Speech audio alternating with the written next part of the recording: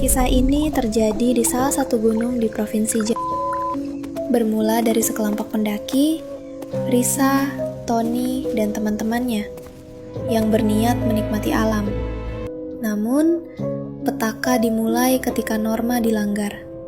Dua teman mereka, Nia dan Billy, yang merupakan sepasang kekasih, nekat tidur berpelukan dalam satu selimut di dalam tenda yang sama. Gunung tidak pernah tidur, dan ia tahu cara menegur tamu yang tak sopan. Malam itu, Risa yang satu tenda dengan pasangan itu tidak bisa tidur. Tenda mereka dilempari kerikil dari luar. Disusul suara geraman babi hutan tepat di samping telinga. Ketakutan dan marah melihat kelakuan temannya, Risa mengambil keputusan fatal. Ia nekat ingin turun gunung saat itu juga, tepat pukul 2 pagi. Tony yang memiliki kepekaan batin terpaksa menemaninya turun demi keselamatan Risa. Perjalanan turun inilah yang menjadi neraka sesungguhnya. Baru 15 menit berjalan menembus gelapnya hutan, Tony tiba-tiba berhenti dan merentangkan tangan. Di mata Risa, dia lihat anak harimau. Tapi di mata Tony, ia melihat sosok wanita berambut panjang dengan pakaian serba hitam sedang menatap mereka dengan amarah. Teror berlanjut. Saat mereka melewati sebuah pohon besar yang hangus seperti bekas terbakar, Tony melihat sosok nenek tua bertengger di atas dahan. Wajahnya keriput mengerikan, menatap tajam, dan melempari mereka dengan batu-batu dari atas pohon. Tony hanya bisa diam, membaca doa, dan meminta Risa terus berjalan. Gangguan fisik pun terjadi.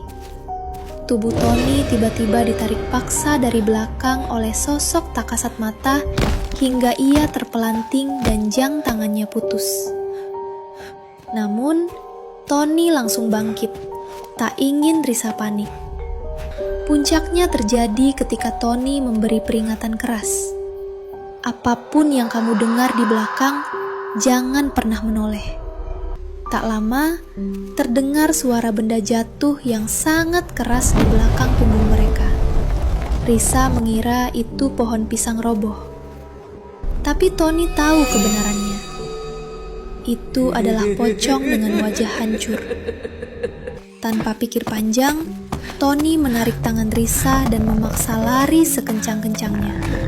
Di tengah pelarian itu, Risa melihat dari sudut matanya. Sosok wanita berbaju hitam, rambut acak-acakan, sedang merayap di tanah dengan kecepatan tinggi, mengejar mereka sambil tertawa cekikikan. Tubuh Risa sempat kaku tak bisa digerakkan saking takutnya. Beruntung, Tony berhasil menyadarkannya. Mereka sampai di pos bawah pukul 4 pagi. Anehnya, perjalanan yang terasa sangat panjang dan melelahkan itu ternyata hanya memakan waktu 2 jam. Padahal rasanya seperti semalaman suntuk. Mereka ketemu warung di dekat situ dan mengetuk pintu warung tersebut. Dan disambut pemilik warung, sebut saja Mamang Doeng. Mamang Doeng menatap mereka dengan tajam, lalu menggelengkan kepala. Kalian beruntung, nak. Turun gunung berdua, laki-laki dan perempuan di jam segitu. Itu pantangan besar. Biasanya yang seperti kalian ini disesatkan dan tidak akan pernah kembali. Mamang itu lalu masuk ke dalam dan keluar membawa sebuah batu hijau. Ia memberikan batu itu pada Risa. Simpan ini baik-baik. Jiwa kalian sudah diterima oleh gunung ini. Batu ini untuk jaga-jaga. Risa dan Tony pulang dengan trauma mendalam.